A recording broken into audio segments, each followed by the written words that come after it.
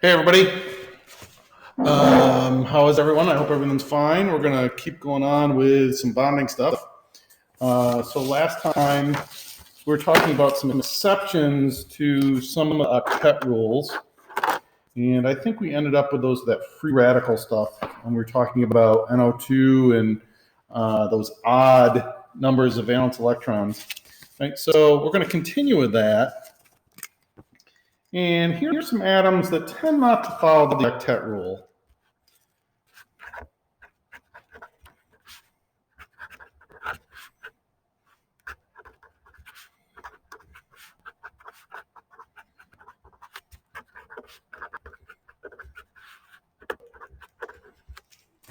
So we have some atoms that tend to form incomplete octets. Okay, so they don't make 8 valence electrons. Okay, in that outer shell. Right? And there's really only 2 of them. Beryllium does it, and boron does it. But sometimes aluminum will do it also. Right? So these will have fewer electrons than 8 in that outer valence shell. Right? And these are called incomplete octets. And then on the other end, we have expanded octets. And these are atoms that will have more than 8 valence electrons. Right? And in general, in period 3, phosphorus, sulfur, and chlorine will do it most often. And there are other ones that will. Period 4, arsenic, selenium, bromine. 5, Sb, tellurium, iodine, and xenon. Right, so these are the ones that tend to have expanded octets. There are other ones that will do it. This is an S. But these are the ones that tend to have those expanded octets.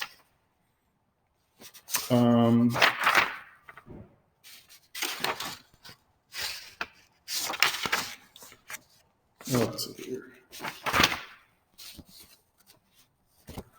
So let's look at some of these exceptions.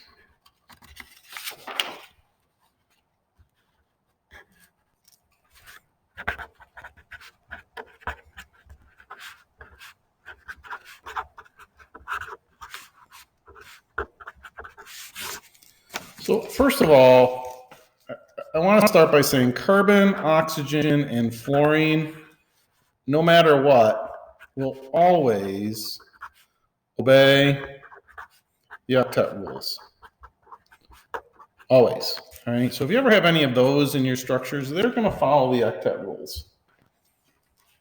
Most of the time, nitrogen will also always obey those octet rules. Now, let's talk about boron and beryllium. And sometimes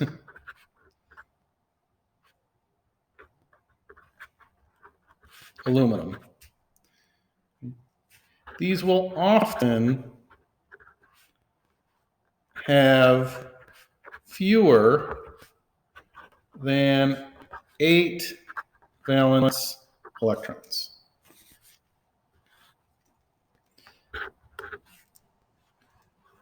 And these are called electron deficit compounds. And they're actually very reactive. So these will form, right? But after they form, they're very reactive. And we'll kind of show out. We're going to kind of show why. So let's look at boron. So boron, it has 3 valence electrons. So if we try to draw a compound with boron in it, let's look at BF3. We want to draw this structure. So if we count up our valence electrons, okay, boron has 3. Fluorine, well, it has 7 times 3 is 21. It has 24 valence electrons. Right? So our central atom is going to be boron. And then we're going to have our fluorines around it.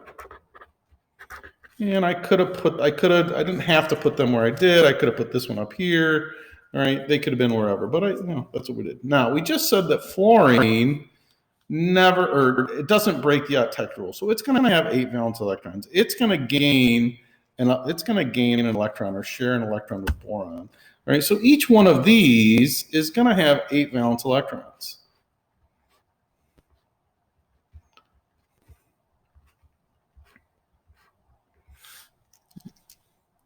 Well, if we add up the electrons, we have 1, 2, 3, 4, 5, 6, 1, 2, 3, 4, 5, 6, 7, 8, 9, 10, 11, 12, 13, 14, 15, 16, 17, 18, 19, 20, 21, 22, 23, 24. That's all of them. All right, so each one of these fluorine atoms has its 8 electrons. Boron only has 1, 2, 3, 4, 5, 6. Right? So why does it do that? Okay, why does it do that? Well, what happens with boron, if we look at its electron configuration, all right, it's 1s2, 2s2, 2p1. 1, 2, 3, 4, 5. 1, 2, 3, 4, 5. Yep. All right, now these core electrons don't matter. Right, so these are the electrons that we're looking at around the beryllium, or around the boron. Right, and normally, okay, if boron's by itself, this would be my 2s, sorry. This would be 2px, 2py, 2pz. And we would have an up-down and an up. So this is boron, ground state boron. But what happens, or what we see happen often, is when it bonds, okay, it'll have an incomplete octet. And what happens is these 2 electrons get shifted. So instead of electrons being in the 2s, we end up having something like this. 2px, 2py, and 2pz. It behaves like this. Now remember we said half-filled orbitals are pretty stable? So what happens is this hybridizes, and we'll talk about hybridization a lot in a little bit, not today, but soon. And instead of these electrons being in the 2s, we find one in each one of the 2p's. And then what can happen is that this wants to share an electron, and this wants to share an electron, and this wants to share an electron. All right, so if we go back to this structure, okay, one of the fluorine atoms, because remember, fluorine is this, okay, it wants to share this electron. So one of the electrons from the fluorine ends up sharing in this 2x. And then from another one, it gets shared in the 2py, and then another one gets shared in the 2pz. And the bonds are actually forming in these p orbitals with this empty 2s. Okay, so what happens in this molecule is the fluorine atoms all have their complete octets, but the boron is incomplete. Now, this is still very unstable. But this molecule will form. Okay, this molecule will form.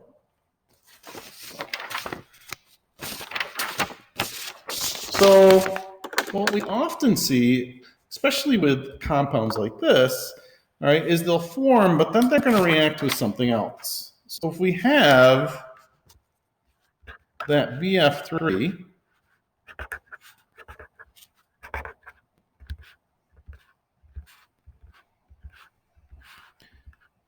these incomplete octets, they really want a complete octet out here, so they want 2 electrons.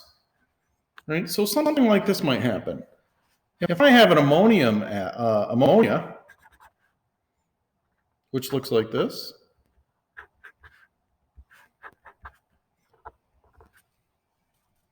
okay, so here's ammonia. If I put these in contact, they're going to react. And what starts to happen is this pair of electrons that's sitting on top of nitrogen starts to be shared with that boron. And we end up with something like this. B, and this is my F's.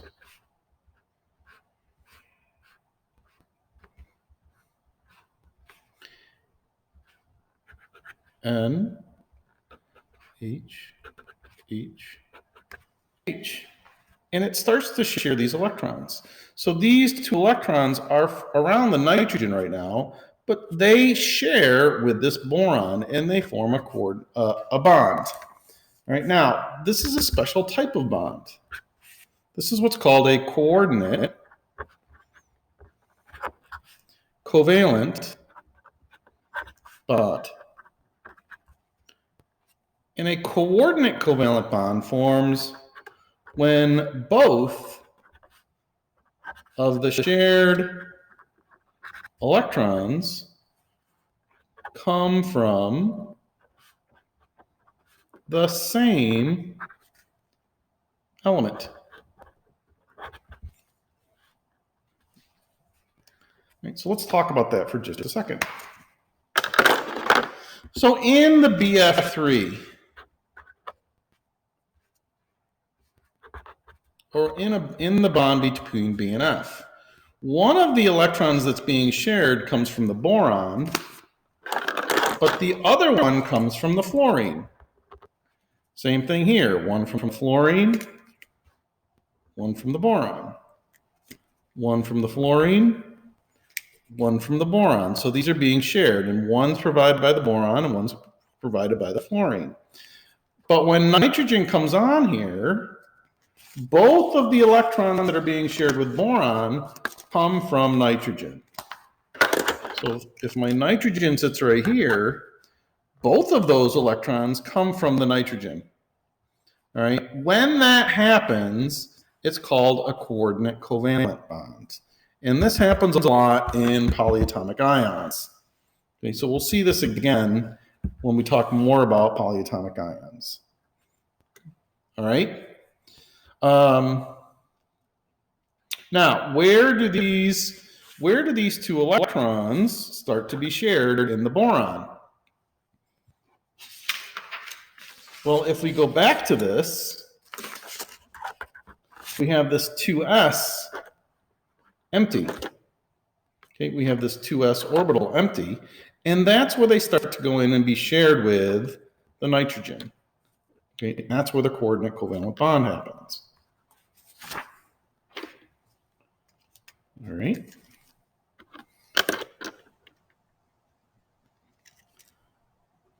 Beryllium and aluminum will do similar things. Okay, they will do similar things with those orbitals. Right, so they'll empty that 2s orbital. Okay, they'll empty that 2s orbital, and they'll put the electrons and form the bonds in our 2p's. Okay, but those are really the only three that do that. All right, and they're very, very unstable.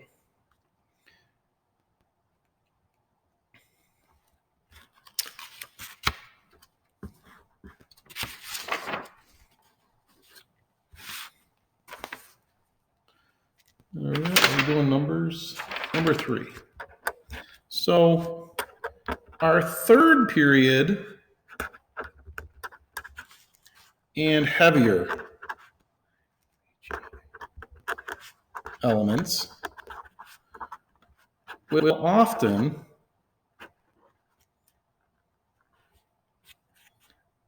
exceed the octet rule. They'll make more bonds and have more valence electrons than 8. All right. So they exceed the octet rule. Now the question is why? Well, once we get to the third period, we have a 3s. We have three P's, but we also have three D's. And what can start to happen when we form bonds is some of those extra electrons can go into the 3D and we can form more bonds and we can get what's called expanded octets.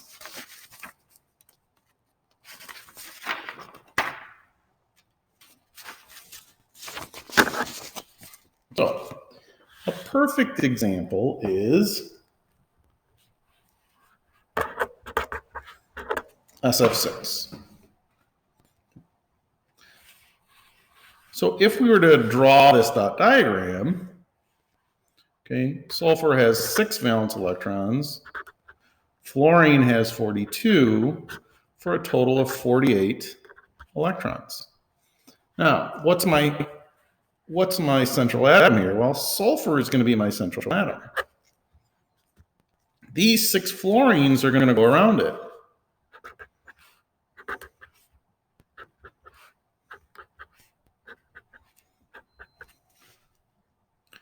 Well, how is that? Okay. Why does that work? How come we're going to be able to have 6 electrons around there? Well, what is the dot diagram going to look like? Well, remember, these fluorines they're not going to vary. They're going to have 8 valence electrons. So that's going to share 2 there, that's going to share 2 there, that's going to share 2 there, that's going to share 2 there, that's going to share 2 there, and that's going to share 2 there. And we could fill in all the other dots here. And that would give us a total of 48 electrons. But what this is showing us is that sulfur has 1, 2, 3, 4, 5, 6, 7, 8, 9, 10, 11, 12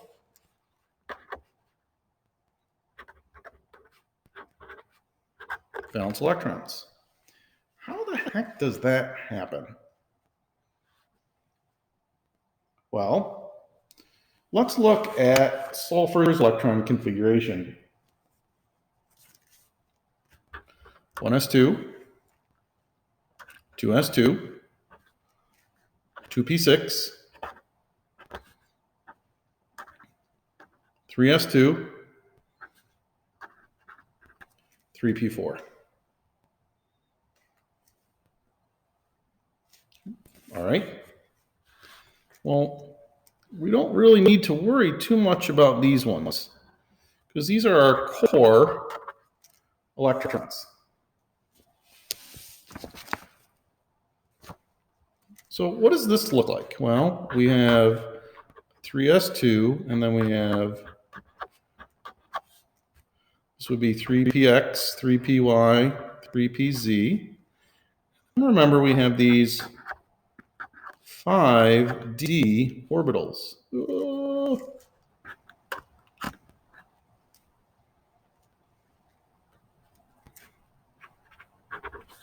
Up, down, up, up, up, and down. So this is normally what we see with sulfur. So what's going to happen when we do this? Well, normally it's only going to want 2 more electrons, okay, to fill in here. All right.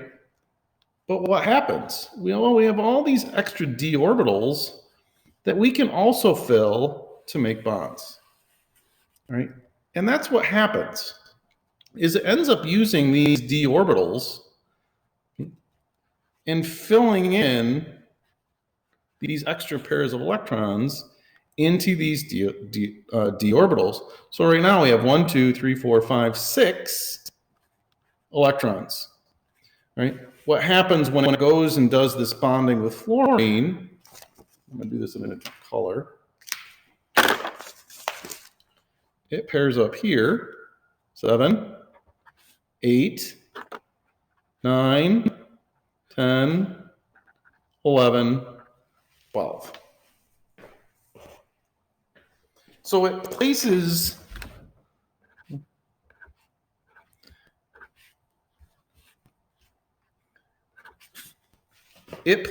some of these electrons from fluorine into these d orbitals, okay, when they're pairing up. Right? So if the atom has these d orbitals, this can often happen, and we get these what are called expanded octets.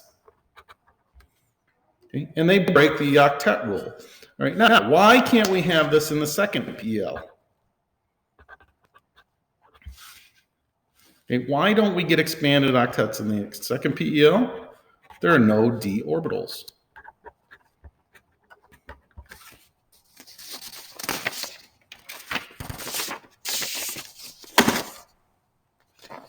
Let's look at another one.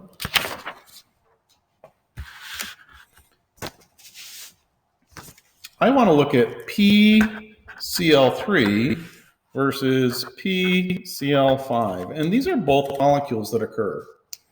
All right, so if we add up our total valence electrons for this guy, we have 26. For this one, there are 40. Now, let's draw our skeleton. We know phosphorus is going to probably go in the middle, and our chlorines are going to go on the outside. Right, so we have 26 to place. Well, what if we go 1, 2, 3, 4, 5, 6, to make bonds there, 7, 8, 9, 10, 11, 12, 13, 14, 15, 16, 17, 18, 19, 20, 21, 22, 23, 24, 25, 26. Right? Chlorine follows the octet rules for all of them, and the phosphorus is also following the octet rules. Right? So this follows the octet rules. And if we look at this right now, okay, we have 3s2, 3p6, which is very, very stable. So this is for my phosphorus atom right now. It's got its 8 valence electrons. Well, what happens with Cl5? Because this also will happen. P will be our central atom. Let me see if I can draw this right. We got Cl here, Cl here, Cl here, Cl here, and Cl here. So we got 1, 2, 3, 4, 5. And we have 40 electrons to place around it. So we're going to do a single bond here, and a single bond here, a single bond here, a single bond here, and a single bond there.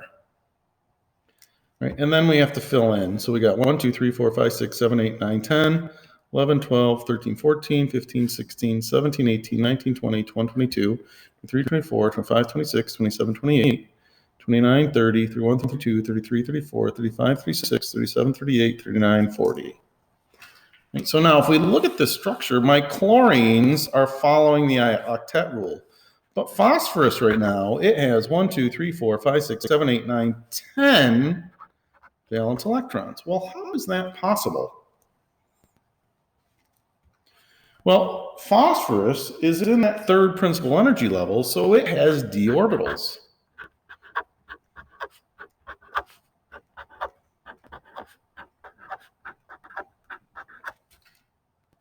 Okay, so normally we would have up, down, up, up, up, down, down, down. That's this guy. Okay. But over here, we have 4 more electrons. Okay, there's 4 more electrons. Where do they go? Well, they go into these d orbitals, which allows it to make this PCl5, okay, phosphorus pentachloride. So if you have these d orbitals available,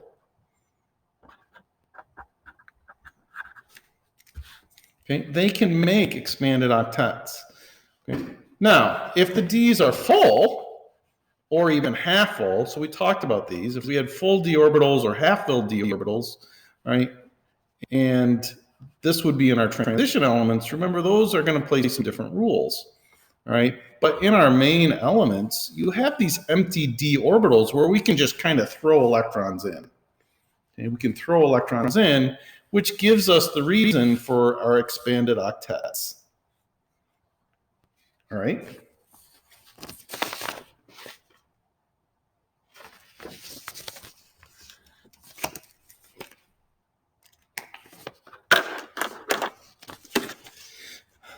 In reality, will I ask you to be drawing a lot of these? Probably not. I will ask you to explain why this phenomenon happens, though.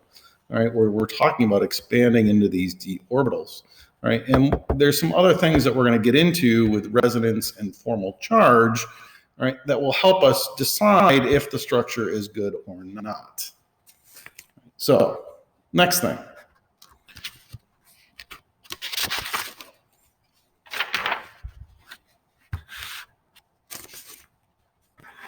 Let's look at the ion I3 with a -1 charge.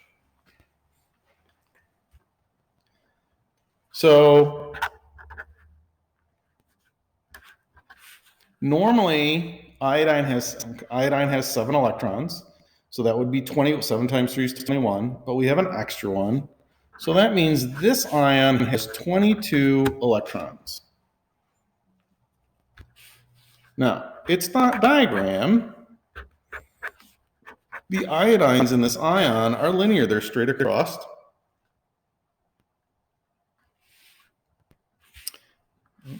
And what we see are single bonds here. 1, 2, 3, 4, 5, 6, 7, 8. 1, 2, 3, 4, 5, 6, 7, 8. 1, 2, 3, 4, 5, 6, 7, 8. We have 1, 2, 3, 4, 5, 6, 7, 8, 9, 10, 11, 12, 13, 14, 15, 16, 17, 18, 19, 20. Except there are 22 electrons. Okay. Now, iodine definitely can have an expanded octet because it definitely has d orbitals. The question is, where do those 2 extra electrons go? Well, we always assume that they're going to go on the first or the middle or the central atom, all right? They're always going to be placed on that central atom.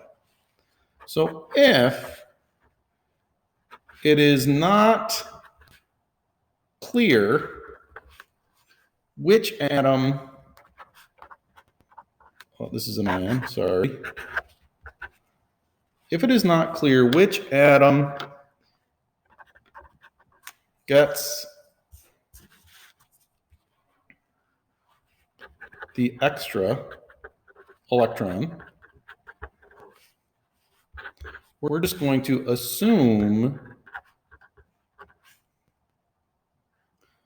the electrons are placed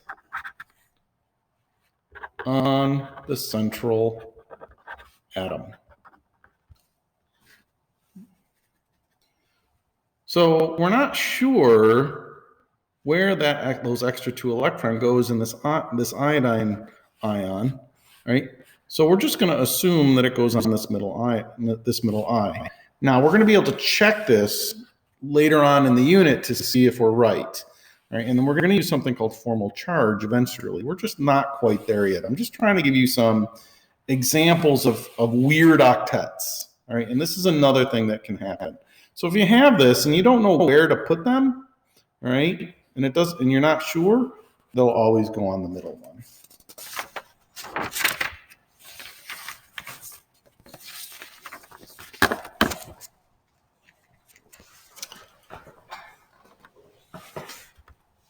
Now, what we're going to talk about next is something that Professor Sponsler was talking about in his lecture, actually.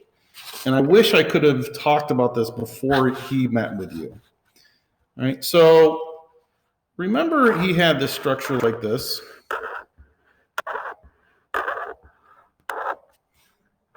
Here's an organic structure.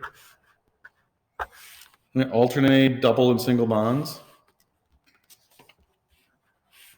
Well, what he found, or what they were finding, is that it really didn't act like single and double bonds, but it acted something like this.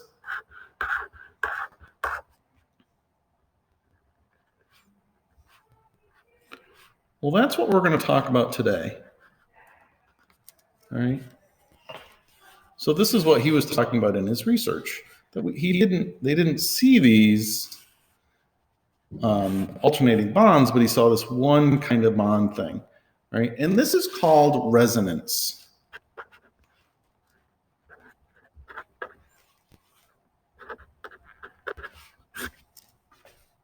This is called resonance. So sometimes a Lewis structure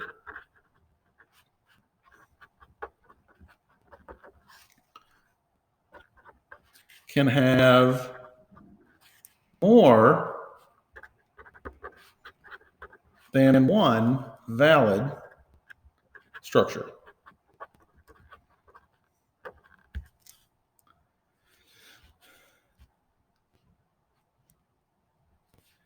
And when we're talking about resonance, we're talking about something called equivalent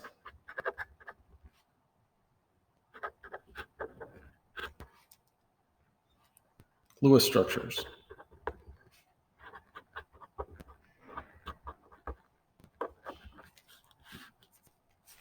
And when I say an equivalent Lewis structure, what I'm really trying to tell you is they have the same number and types of bonds, but they're in different places.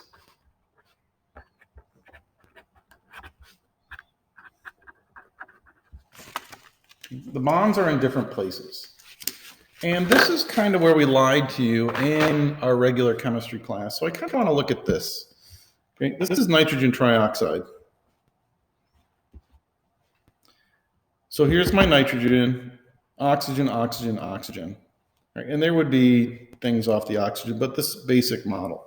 Right? And what we told you in regular chemistry is that this molecule right here is the same thing as that molecule, which is the same thing as that molecule, which is the same thing as that molecule, that they're all the same.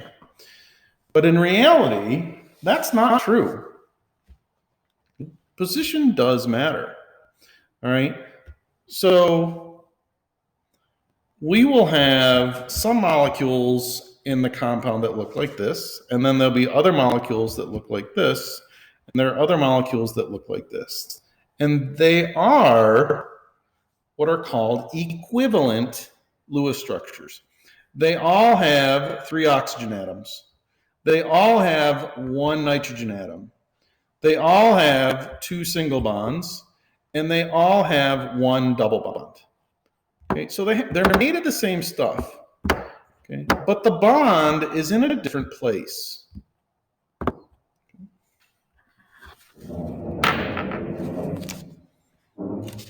So let's draw a picture.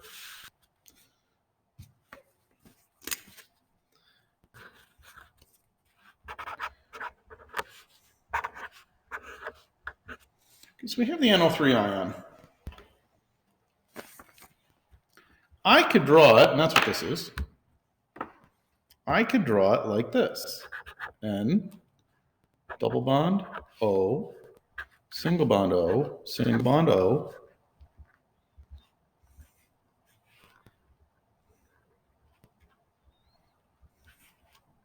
Okay, and I would put this in brackets because it's got a -1 charge.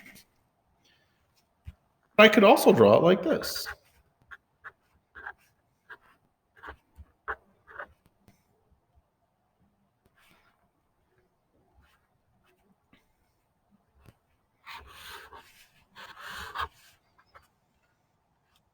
Or I could draw it like this.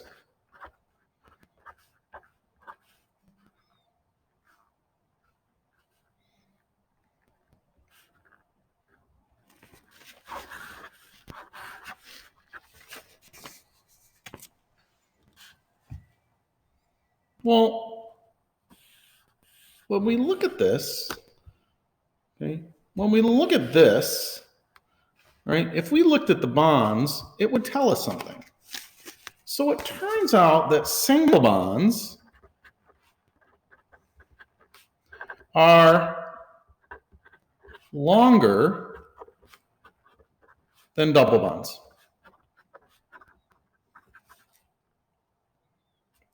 So the force of attraction here is less than the force of attraction here. Why? Well, in a single bond, you're sharing one pair of electrons between the nitrogen and the oxygen, in this case. In a double bond, we're sharing two pairs of electrons. So that force of attraction between the atoms are greater, so it pulls this in closer. So a single bond is longer than a double bond. A double bond is actually longer than a triple bond because the force of attraction between a double and a triple, okay, the triple has a much greater force of attraction. So if we were to actually analyze this, we should see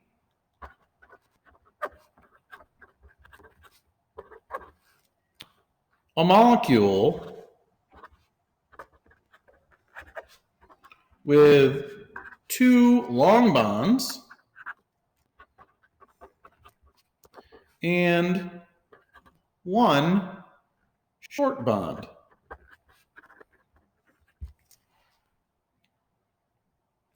So I should see a molecule with two longer bonds and then with a short bond. Two longer ones and a short one. Two longer ones and a short one. It turns out, though, that's not what we see. When we look at this type of structure, this equivalent structure, we don't see that. What we end up seeing is one bond type.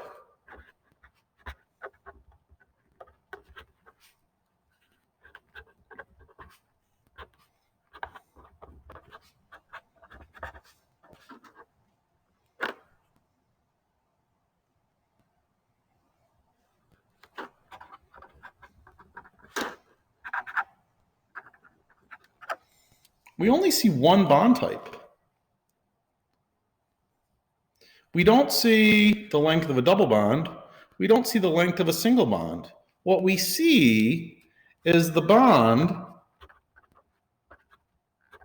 has a length between a single and double bond. So we don't see a single and a double bond. We see three bonds that are all exactly the same. Okay. So this nitrate ion doesn't exist as this or this or this. Really, it's a combination of all of them. Okay. It's a combination of all of them. So nitrate does not exist as any one of these examples. It's not just this one, it's not just that one, it's not just that one. It is an average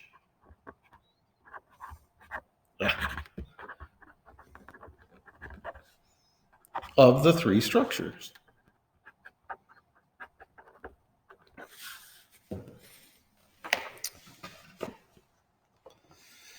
So let me see if I can explain this a little bit better. So this is our NO3 ion.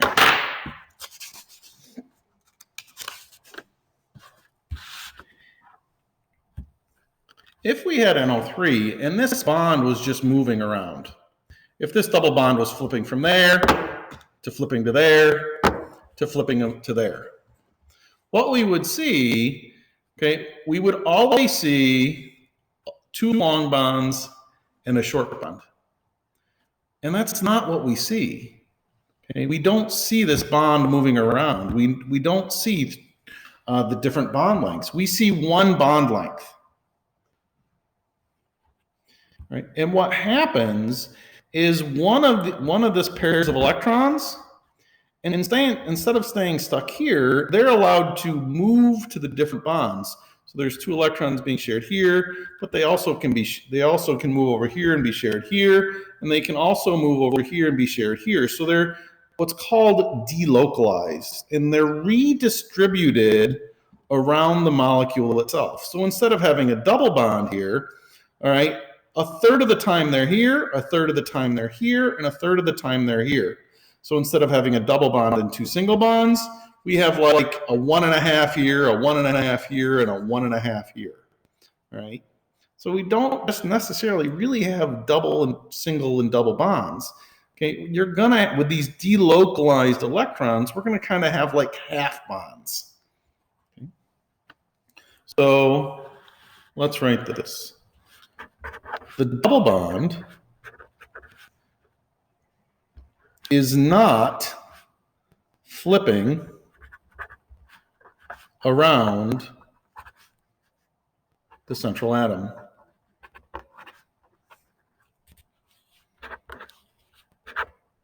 The valence electron are what are called delocalized. They can move, and as soon as we have moving electrons, we can start to have electron flow. Right, so the valence electrons are delocalized and are redistributed equally between atoms. So instead of this, oops, not C, and instead of this, we have some, I'm going to use a dotted line. Okay, we have this bond, these three bonds that are equal. Okay, so this bond right here would be longer than a double bond, but it would be shorter than a single bond, which means this bond right here would be stronger than a single bond, but weaker than this double bond. And this is called resonance. Now, when you draw your dot diagrams, I'm going to go back to this right here. Okay. These are equivalent structures. We don't see either one of these. We see an average of these three. And what we do is we put arrows between them to indicate that these are in resonance. Okay. They're in resonance. And we don't see any of them, but we see an average of them.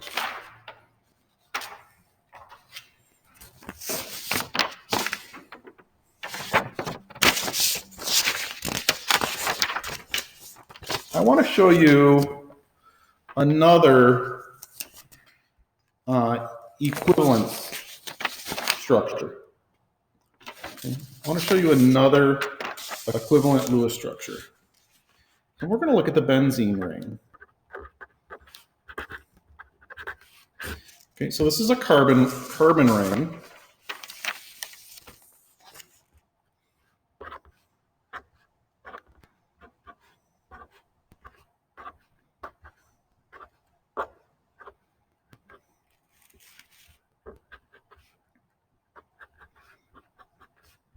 And this is benzene. Alternating double bonds. There is an equivalent Lewis structure to this guy, which means it has the same type and number of bonds, just in a different arrangement.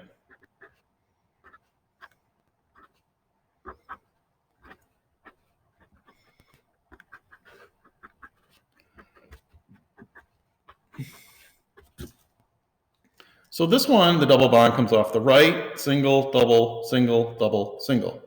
Over here we have double, single, double, single, double, single going the other way. These are what are called equivalent Lewis structure, or equivalent Lewis structures. Now, which one of these do we see? When we actually look at this, we don't see either of them.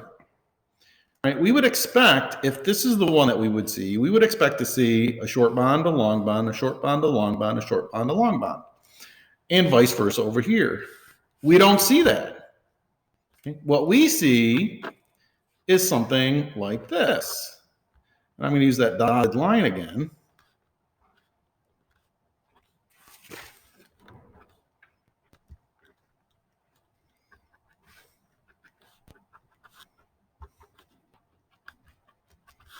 this bond is somewhere between a single and a double.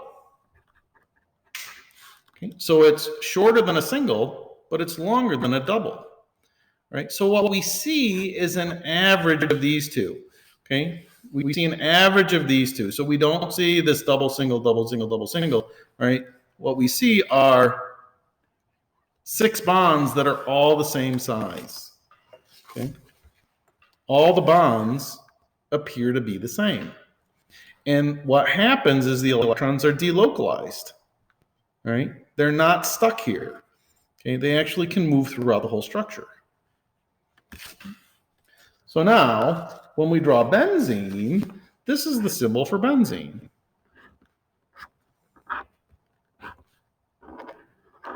Okay. Remember when Professor Sponsler said at the corners, that's where the carbon atoms are, right? So that's the same thing. So these would be my carbon atoms, all right? What this is saying is that all of these bonds are the same. Okay, so this is the symbol we tend to use for the benzene ring. Another way that you'll see it is something like this.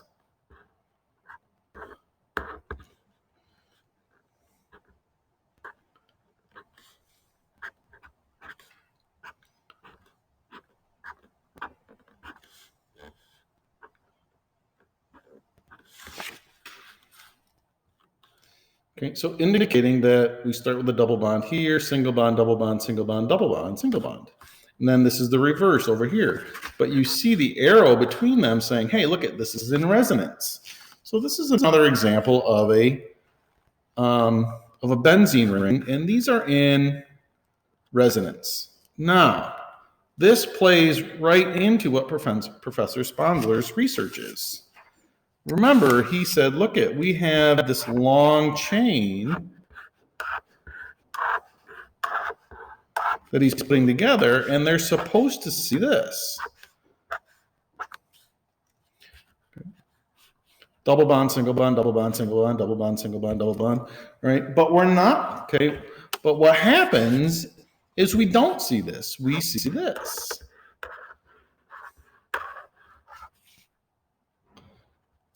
We see one bond type between them, which what he was trying to show you. Okay, so we don't see a double bond and a single bond. We see all the bonds that are basically the same length between a single and a double bond.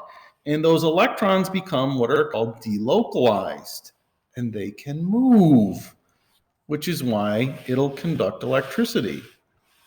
All right, and that's the research that they're working on. All right, so that's where we're going to stop for today. In next class, we will get into something called non-equivalent Lewis structures and what's called formal charge. All right, so have a good afternoon.